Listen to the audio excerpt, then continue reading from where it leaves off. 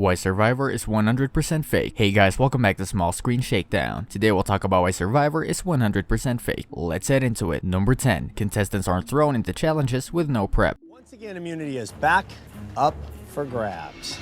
For today's challenge, you're going to be standing on a very small platform. We are given the impression that Survivor contestants are only given a quick rundown of the rules of a challenge before they are thrown in to compete. This is not the case. In reality, the explanation contestants get about the rules and mechanics of each challenge is much more lengthy and in-depth than viewers are shown, and they are much better prepared than producers want us to believe. Number 9. Body doubles are used in many shots.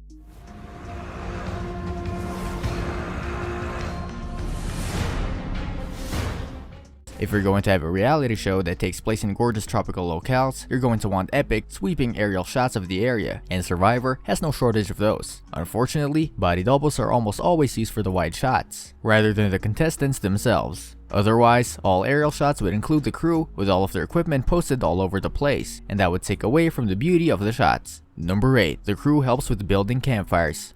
After being out here nearly an hour, this is going to come down to seconds. Rodney's got his fire still going. When you are trying to survive out in the wild, there is no skill more than important than being able to build and maintain a fire. Much is made of the contestants of Survivor struggling to start fires and getting worried about the ramifications of not being able to do so. But previous cast members have admitted that the crew sometimes helps with the fire starting, even if it means literally using a lighter to get things going. Number 7. Producers recruit actors and models for the show. The ambassador of abdominals, the Maharaja of manliness, the George Bushy of tushy. Have you ever noticed that a lot of the Survivor contestants just so happen to be extremely attractive and look really good in very little clothing? Well, there's a reason for that. While the show does accept random applicants, the producers also draw a lot of contestants from existing pools of models and actors, ensuring both eye candy and a strong on-camera presence.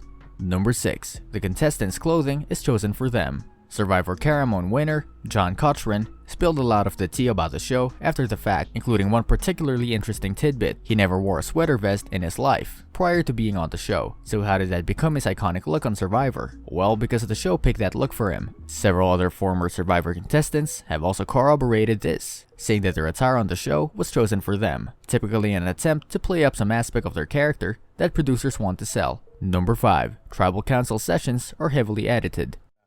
One vote left.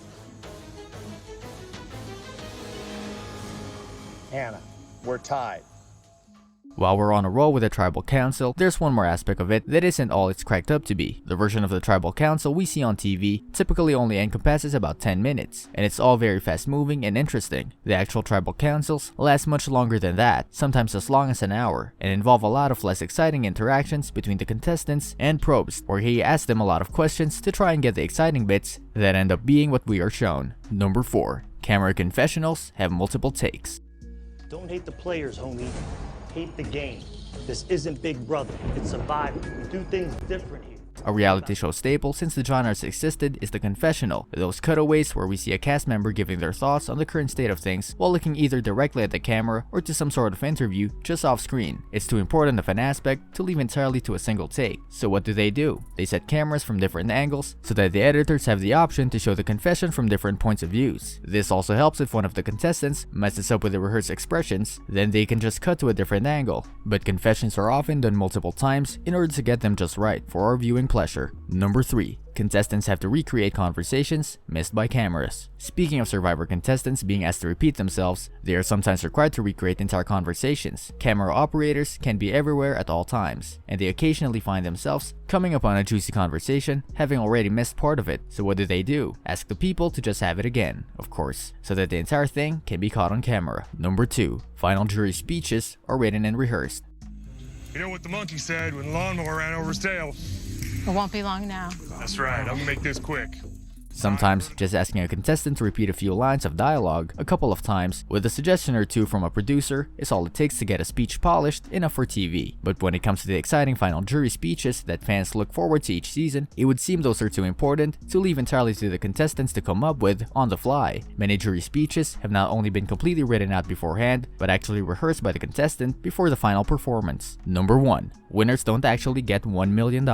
It was easy to judge Season 1 winner, Richard Hatch, for trying to get away with not paying taxes on his winnings. But you might change your mind when you realize just how much the government takes from a Survivor winner's $1 million payday. While none of the winners have given an exact amount, most estimates say that they probably only take home around $600,000 of their promised prize. Not an insignificant payday, but still nearly only half of what they are advertised to get. What do you think about our picks? Which one was the most shocking? Let us know in the comments below. This brings us to the end of our video. I hope you enjoyed it. Hit like if you did, and don't forget to subscribe to our channel so that you don't miss any of our videos in the future. Also, watch the 2 videos that are on your screen because I'm sure you'll love them. With that, I'll see you in the next video.